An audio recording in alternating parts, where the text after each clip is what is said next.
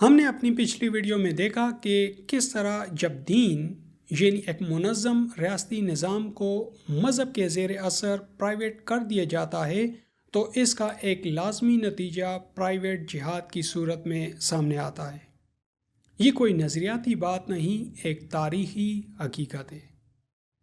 پاکستان میں خاص طور پر ضیاء الحق کے دور میں مدارس کے نصاب کو مسخ کر کے ریاستی سرپرستی میں ایسے ہی مذہبی مسلح گروہوں کو پیدا کیا گیا، انہیں منظم کیا گیا اور مختلف مقاصد کے لیے استعمال کیا گیا۔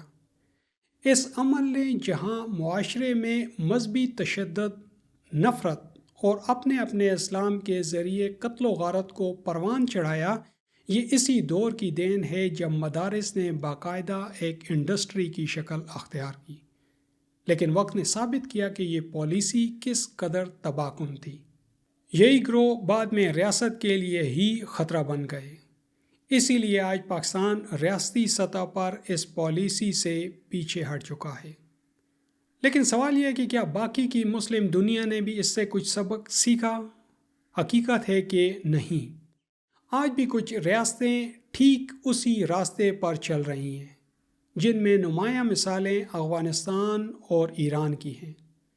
افغانستان کی حالت ہمارے سامنے ہے، ایک ایسا ملک جہاں دہائیوں کی جنگ، غیر ریاستی عناصر کی آپس کی کشمکش اور مسلسل عدم استحکام نے عام عوام کو دنیا میں در بدر بھٹکنے پر مجبور رکھا ہوا ہے۔ دوسری طرف ایران ہے تو ایران نے بھی اسی مذہبی فکر کے زیر اثر ریاستی دائرے سے باہر جا کر پرائیویٹ جہاد کو نہ صرف فروغ دیا بلکہ دوسرے ممالک میں اپنے اثر و رسوخ کے لیے مسلح گروہوں کو تشکیل دیا، انہیں سپورٹ کیا اور ایک مستقل پالیسی کے طور پر استعمال کیا۔ اس وقت بھی حزب اللہ کی وجہ سے لبنان میں 9 سے 10 لاکھ لوگ ان حالیہ دنوں میں اسرائیلی فوجی کارروائیوں کی وجہ سے بے گھر ہو چکے ہیں۔ باوقار اور خوشحال لوگ خیموں اور کھلے آسمان تلے برباد اور موت سے بدتر زندگی گزارنے پر مجبور ہیں۔ لیکن قرآن کا ایک اصول ہے کہ ہر عمل کا ایک رد عمل ہوتا ہے۔ آج وہی رد عمل ایران کے اپنے دروازے پر کھڑا ہے۔ ایران، اسرائیل اور امریکہ کے درمیان جاری جنگ اور خطے میں بڑھتی کشیدہ صورتحال ایران کی اسی پالیسی کا منطقی نتیجہ ہے۔ آج ایران اپنی ریاستی سطح کی دفاعی صلاحیتوں کے ذریعے خود کو بچانے کی کوشش کر رہا ہے، اور یہی وہ چیز ہے جو اسے کسی حد تک سہارا دے رہی ہے، یعنی دین پر اس نے جس حد تک عمل کیا وہ اسے بچا رہا ہے۔ لیکن اس کے ساتھ ساتھ جب ایران اپنے دفاع کے نام پر دوسرے ممالک کی تنصیبات کو امریکی موجودگی کا جواز بنا کر نشانہ بناتا ہے تو وہ ایک بار پھر اپنی اسی پرانی غلطی کو دہرا رہا ہے۔ ادھر ایران کے اندر عوام بے گھر ہو رہی ہے، انفراسٹرکچر تباہ ہو رہا ہے، معیشت دباؤ کا شکار ہے، اور اگر یہ جنگ اسی طرح مزید جاری رہی تو اس کے انجام کو سمجھنے کے لیے کسی پیچیدہ تجزیے کی ضرورت نہیں ہے۔ یہاں ایک اور پہلو بھی اہم ہے، اندرونی استحکام۔ پاکستان میں حالیہ صورتحال کو دیکھتے ہوئے ریاستی اداروں نے اس خطرے کو محسوس کیا ہے کہ بیرونی جنگ کے زیر اثر اندرونی مذہبی عناصر میں موجود شرپسند لوگ فساد کرنے کی کوشش کر سکتے ہیں۔